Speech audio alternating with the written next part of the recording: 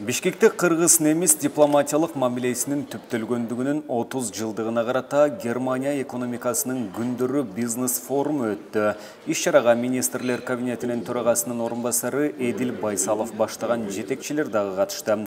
Сөз сүйлөгөндөр Кыргызстан менен Германиянын кызматташуусундагы мүмкүнчүлүктөрү толук колдонулбай жатканын билдиришти.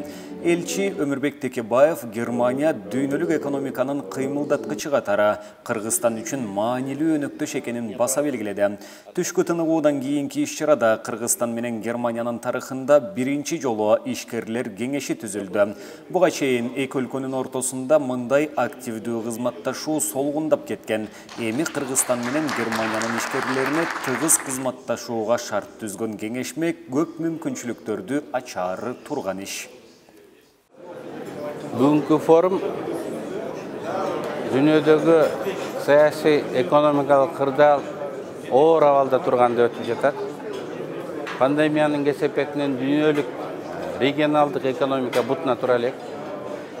Украинадагы конфликттен улам дүйнөлүк экономикага дагы терс таасири тийип турат. Мына ушундай учурда Кыргызстан жаңы инвестицияларга, жаңы технологияларга мурункудан дагы суусак муктаж болуп турат. Мына ушул шартта бүгүнкү Кыргыз-Герман ишкерлеринин форумунда чоң үмүт, булардын алдында бир чоң тапшырма турат. 30 жыл Германия менен иштешебиз. Алардан келген түз инвестиция жылына орто эсеп менен 15 миллион доллар. Бул мизер, орусча айтканда, бул мизер. Акыркы жылдары 3 миллион долларга чейин жылына түшүп калды. Бүгүнкү бизнес форум Германиядан, Германия дүйнөдөгү эң чоң экономикалардын бири.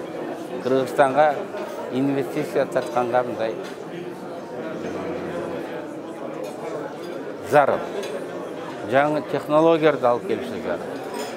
Мына Кыргызстандан өндүрүлгөн товарлар Евросоюзга, ошонун ичинде Германияга алып чыгыш керек. Биздин импортубуз тилекке каршы 3 миллион доллар жылына, кээ бир жылдар 10 миллион долларга чейин болуп, импортко караганда 6-7 эсе аз. 95-жылы Кыргызстандан Германияга чыккан экспорт импортко караганда 5-6 эсе көп болгон. Тескерисинче бизде содабыздын структурасы дагы, түзүлүшү, көлөмү дагы бизге жагымсыз өзгөрүп жатат.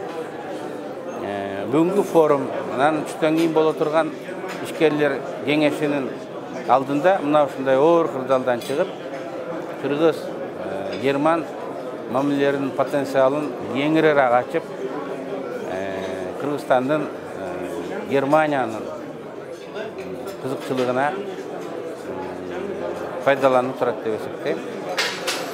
Бул ишкерлер форуму алдына коюлган максатты өтөшүнө чыгат деп үмүттөнөбүз. Документ подписывают директор национального агентства господин Сабиров Рашид Казатович и глава